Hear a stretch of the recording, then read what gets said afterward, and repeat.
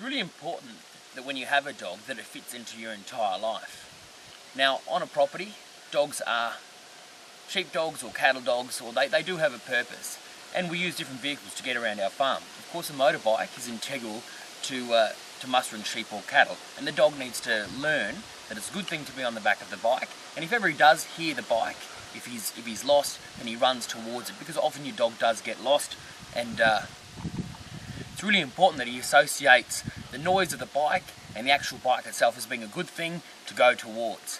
So if you're out mustering and he gets lost, well then when you go looking for him again and he hears the sound of the bike, that he comes towards you and you can retrieve your dog. So to get a dog acclimatised to a bike, all you have to do is take him when it's off, there's no scary noises or anything like that, and you're out in a place where the dog's comfortable. Just get the dog used to it. Take him around. Give your dog the opportunity to sniff the bike if he wants to. You want to get to a point where he stops sniffing the bike and he doesn't actually care about it anymore. He's like, okay, I know what it is. It's nothing to be afraid of. And you just reward him. It's a good dog.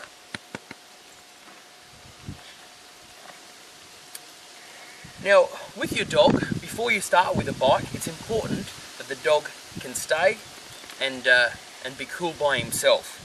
Often when you've got to get off your bike to open a gate, the dog needs to stay there and not be distracted and run off after sheep or anything like that. So he needs to stay with the bike. So before you even get him on the bike, just get him to sit. Good job.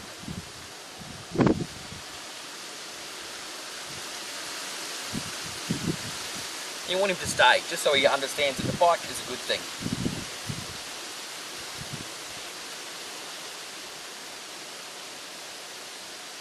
Sit. Good job. Stay.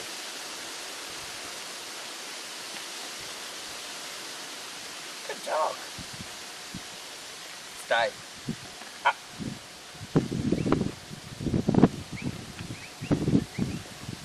Stay.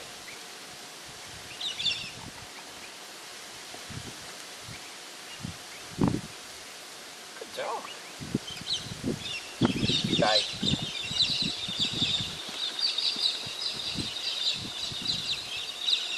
When you're teaching your dog any new behaviour, it's about increasing distance, increasing duration, and increasing the distraction. They're the 3 Ds in order to really strengthen a behaviour. So I start off with a short amount of distance between leaving him with the bike. Then I increase it. Stay.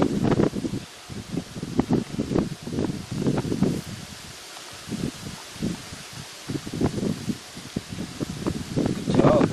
So it's getting the idea that staying with a bike is a good thing. Following me, less good than staying here.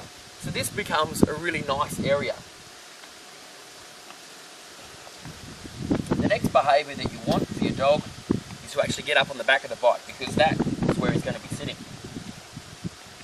It's always good to have already taught your dog to get up on the back of a ute or a small crate or even stairs, just the dog understands what the action is.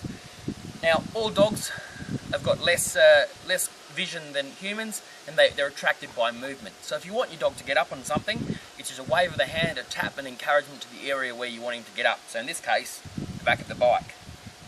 Hop up. Good boy. Good dog. Good dog. Okay, initially your dog's going to be right down close to the bike because it's scary and it's quite unbalanced. It's not the earth. So you want to make him really comfortable. Good dog. Good dog. Now, when you are trying to calm him down like this, you don't want to nurture any negative behaviour.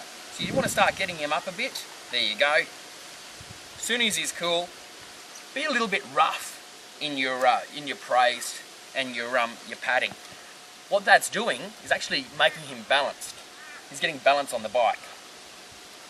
He's understanding that he needs to really work on his feet to stay secure. Good boy. Good dog.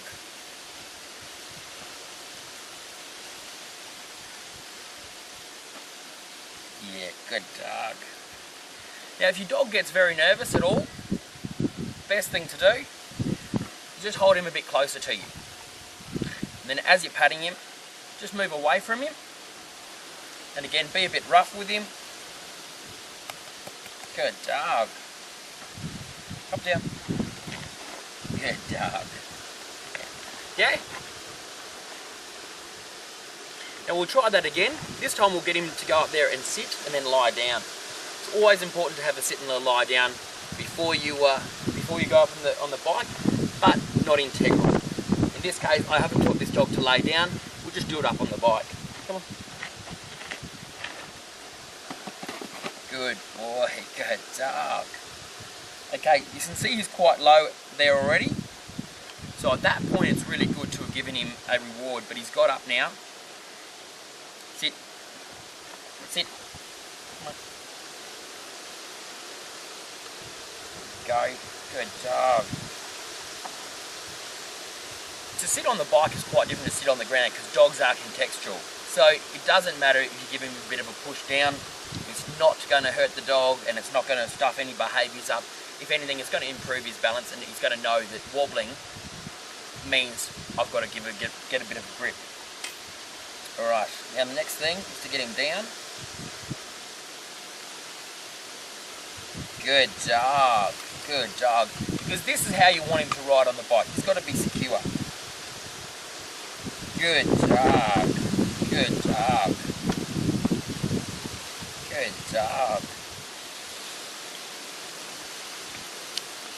Now of course, as talented as I think Kelpies are, he's not going to ride the bike. So he's got to get used to me being on there to do the steering.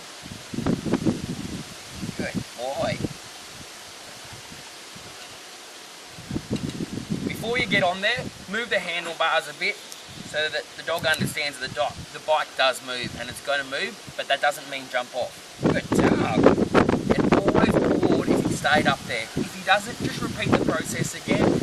Then always go back a step so that you're not going too fast for your dog. Good dog. Now, when you are training a little pup to do this, you do have him on the front there, and it's a lot easier. You just hold him there, but I'm training a much older dog, so I'm actually going to sit on the bike backwards so that he understands that it's not a bad thing, that my hands are around him. Good job. And it's all safe. Good boy. Good dog. Getting a little bit nervous. Again, just be a little bit rough with him so he understands it's all okay, nothing to fear, and you're definitely here and you're going to look after him. Good dog. Again, the stay was really important before because he's got to learn that being next to the bike's a good thing. So I'm going to get off and he's got to stay down in this position. Stay. Stay.